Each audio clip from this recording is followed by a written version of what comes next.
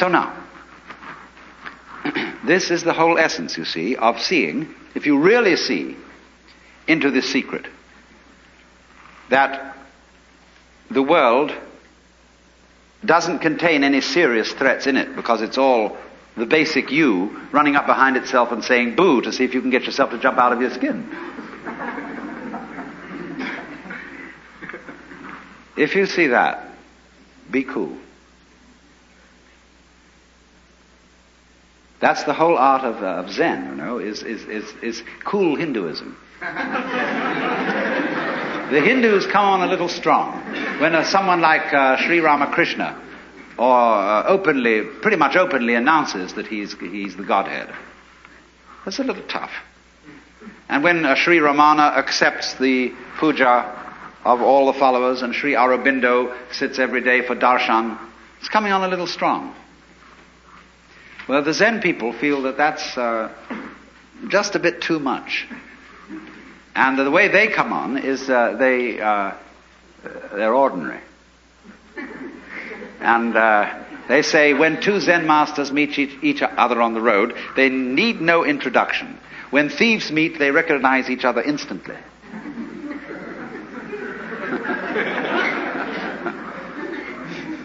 So they don't say anything, don't make any claims.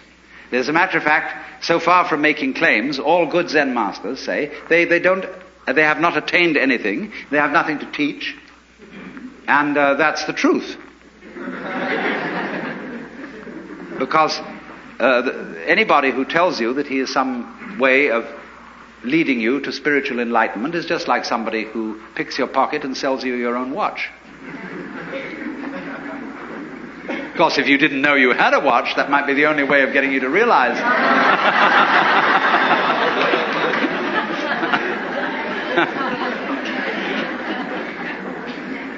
Now, so then, if, though, the people who do, by one means or another, prepared or unprepared, disciplined or undisciplined, get into this kind of interior secret about the nature of the universe, and they have hitherto been insecure about themselves, and they're going to use this secret as some way of creating trouble, and of stirring things up, and of boosting their own inadequate character structure, which is a word I prefer to use instead of ego. Then there's trouble. Because those people who are out there on the tightrope are going to get pretty scared. And they're going to call in the police and say, this has got to stop. So then we have a situation right like that now. And I want to make a few comments about it.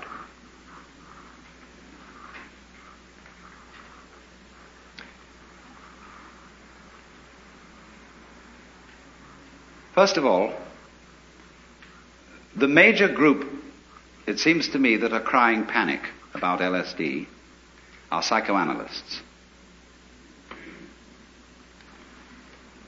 To them, this sort of thing is extremely threatening, because psychoanalysis, in its theory, whether it be Freudian or whether it be Jungian, has a theory of the unconscious, which is not unrelated to the general philosophy of science of the 19th century, which is that the unconscious, called the libido by the Freudians, is totally uncivilized, blind lust. For the Jungians, it may be something even more dangerous than that, because they have not settled for the idea that it's the sexual unconscious. It may be much more sinister than that.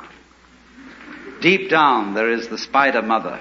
There are the screaming mimes at the bottom of that pit. And Esther Harding, in her book Psychic Energy, says that civilization is a mere veneer over the abysmal depths of primeval slime, in which there are the great serpents and appalling influences, just waiting for a chance to get up there and raise hell.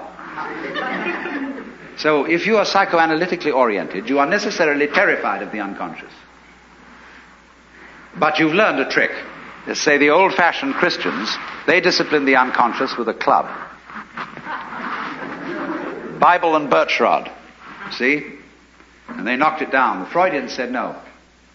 This is a very dangerous creature, but you've got to train it in a different way, like a good horse trainer. Doesn't use the whip, but lumps of sugar.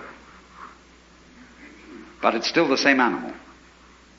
In other words, this whole philosophy of Western man as it crystallized in the late 18th, 19th, and early 20th centuries is that what we call humanity, consciousness, spirituality, values, is simply a veneer. The real thing underneath, the gutsy thing, is a terrible monster. And watch out for that. So anything that happens that might let that creature loose is looked upon by psychoanalysis as terrible. I'm not going to accuse them of worrying about LSD because they think they're going to be put out of a job. I don't think that LSD is an automatic psychotherapy at all. It needs, if you're going to use it for that purpose, you need psychotherapy in the ordinary way along with it. LSD is simply an exploratory instrument, like a microscope or a telescope, except this one's inside you instead of outside you. And according to your capacity and knowledge, you can use a microscope or a telescope to advantage. So in the same way, according to your capacity and your knowledge, you can use an interior instrument to your advantage. Or just for kicks. But when these people, really feel threatened by this thing, they start sending around messages and public utterances which sound exactly as if they had taken LSD, had had a bad trip with it, and were coming on paranoid. And so they are spreading subtle rumors that this substance causes permanent brain damage and utter destruction of the superego. There are people in New York, likewise, who are spreading around the idea that, you see, once this thing has touched you, you are as if you've had a prefrontal lobotomy. You are somebody who ought to be put in a concentration camp because you've lost your conscience. You're out of order. And nothing more can be done about it. Now, do you see how alarming that could be in our day and age? Think that your brother, your aunt, has got permanent brain damage? Took some LSD? You see, the situation is exactly parallel. The thing that we learn from history is nobody ever learns from history. Consider, just go back a few hundred years to the days of the Inquisition and realize that the theologians of the church were in those days accorded the same kind of respect that we now accord to the professor of pathology at the University of California Medical School, or to the professor of physics at Caltech. We think those people are real authorities. They know it works. They've experimented. They have knowledge. They're the wisest people in our society. Well, all right, a few hundred years ago, so were the theologians. And they had the same sense of responsibility towards the community that our great scientists and physicians have today. And they knew there was a thing called heresy going around that was not only capable, once you caught heresy, of making you damned to hell forever and ever and ever, to the most unimaginable tortures that would go on without end, but that it was infectious. And one heretic would soon make other heretics. So those entirely humanitarian and merciful church fathers got together and said, what are we going to do to stop this? Well, now they knew there is an eternal life beyond the grave. And so perhaps, just in the same way as if you've got a cancer, and that's something terrible because it might spread and destroy the whole body, cut it out. Even burn it out if you have to. And a little pain on the part of the patient and several months on the end of tubes won't be too bad for if you get rid of it. So they said, we've got to torture these people. Because they might, in the middle of this extreme experience, recant.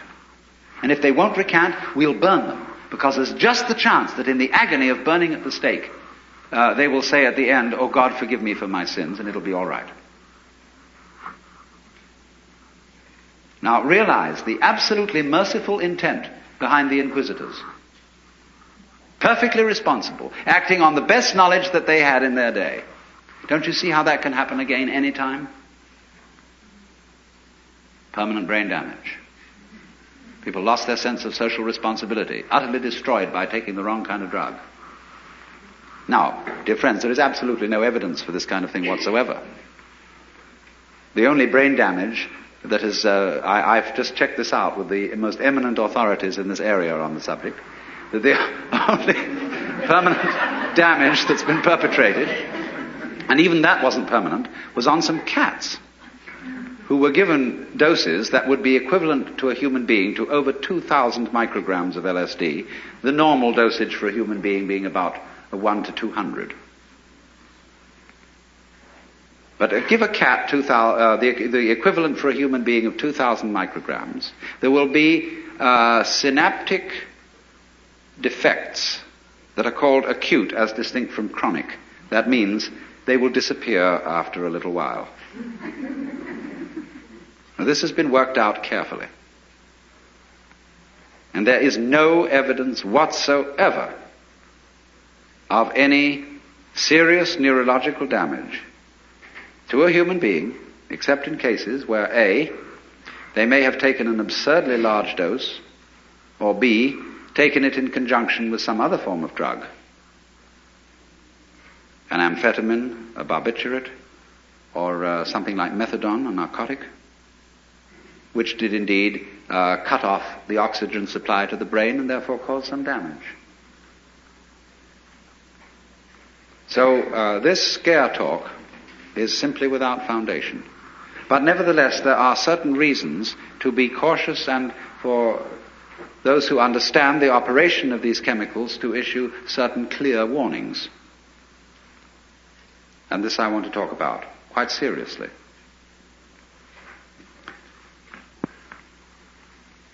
Now, this class of psychotropic chemicals, which includes LSD, mescaline, and its original form, peyote, psilocybin, cannabis, and so on, which is a very mild psychotropic.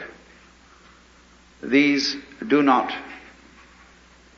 in moderation and proper use, in any way harm the physical organism, nor form such habits that you can't get rid of them without unpleasant withdrawal symptoms. But if you take them in absurdly large doses, you are in for trouble.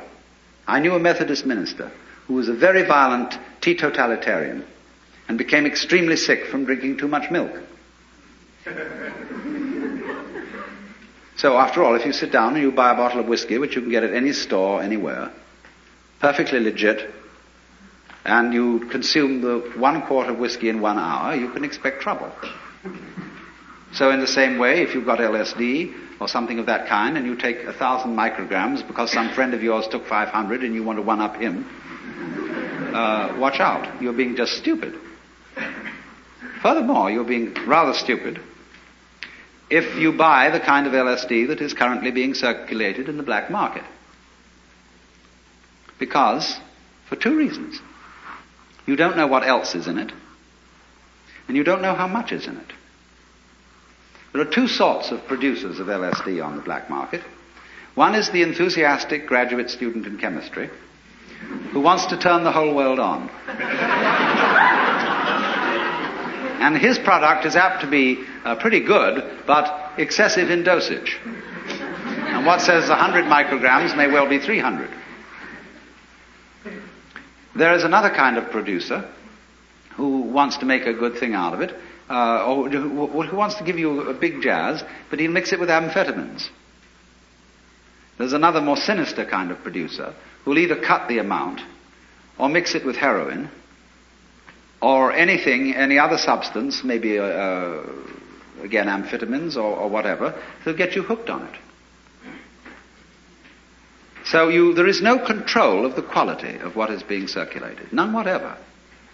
And you just don't know what you're getting. Now, this situation is the result of the fact that the United States never learns from history. It is the same old story of prohibition. To think the naive notion that you can control something that might turn into a social evil by handing it over to the police. Now, after all, who pays the police? You do. And if you can't control yourself, the police won't control you either. But in lieu of controlling you, they can suppress you. Now, in all conscience, the police have enough to do. Not only to control the traffic, which gets worse every day by virtue of Parkinson's law, but also all the possibilities of robbery, violence, murder, and so on and so forth, which is a full-time job. But to ask the police to go and look for people who have LSD or marijuana or heroin or opium or whatever, or who are living irregular sex lives, or who have a gambling joint or a whorehouse, this is to ask the police to act as officers of the state in service of the church, uniformed ministers. And that's not their job. And when the police are asked to do that, they are put by lawmakers into a position which brings them into public disrespect, as it did in the days of Prohibition. It is not fair to the police. Because if you send the police to hunt out LSD, it is a far more tough job than looking for a needle in a haystack. LSD can be disguised as anything whatsoever. It can be mixed with gum and put on an envelope. It can be entirely absorbed, vast quantities of it, into a piece of Kleenex. The alcoholic base is then allowed to evaporate, and nobody would know it from any other dirty piece of Kleenex that somebody stuck away in his pocket. It can then be reactivated. It can be made into lacquer to coat pins with. Anything. It can be disguised as peanut butter, orange juice, aspirin, just sugar, anything you want. And it's very difficult indeed to detect. So when you try to suppress that sort of thing by law, you leave the gates wide open for every kind of blackmail. You want to get rid of your wife? Or your unfortunate business competitor? Just slip them some. And then arrange by a roundabout way to tip off the cops. The senator you don't like? Political rival? Psst. You see, any law of this nature, any law which in a way tries to enforce by the power of the state private morals or your own business in looking after your own nervous system, is in fact an unenforceable law. And all unenforceable laws lead to blackmail and to public demoralization. The only way to handle a thing of this kind is to bring it all out into the open. Nothing can be controlled when it's driven underground. It ought to be controlled. Just in the same way as we have learned how to control automobiles, we license people to drive them. So in the same way, we don't sell liquor to minors. We expect them to have some kind of education and grown-up responsibility before they go boozing around. So in exactly the same way, society has got to face the fact that it's going to have to license people for certain spiritual adventures, or perhaps just plain pleasures, if that's what you want to call it. After all, you can't even join some churches can't join the Catholic Church without taking a course of instruction. That takes a few weeks, and then they put you through an initiation. And you may say when you get through that, well, what was all that preparation for? I didn't feel anything. But so in exactly the same way with this, it is completely urgent, in other words, that we prevent the occurrence of a very serious, socially destructive criminal situation created by law. You've heard of iatrogenic diseases? That means diseases caused by physicians. There are nomogenic diseases, or shall we say nomogenic crimes. Like somebody said, the only serious side effect of marijuana is that you may go to jail. This is a nomogenic crime.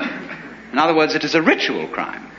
In exactly the same way that when the early Christians refused to burn incense in front of the Roman gods, in whom the Romans themselves didn't believe, they were guilty of a crime. It was a ritual crime. And they refused. A reasonable man like the Emperor Marcus Aurelius said to the Christians, now come off it. Really? Do you have to refuse to burn incense? They said, yes, we're serious about it.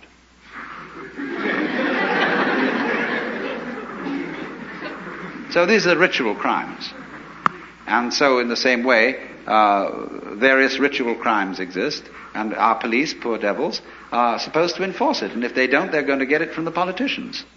Because the politicians have made all the old ladies up in Glendale scared, and Pasadena and so on. They're all just terrified about this. And so the politician gets the votes of those old ladies. And the police have to do what the politician tells them to do. And you know, the police, they're just people. It's a terrible thing to put the police in a position where they're going to earn public disrespect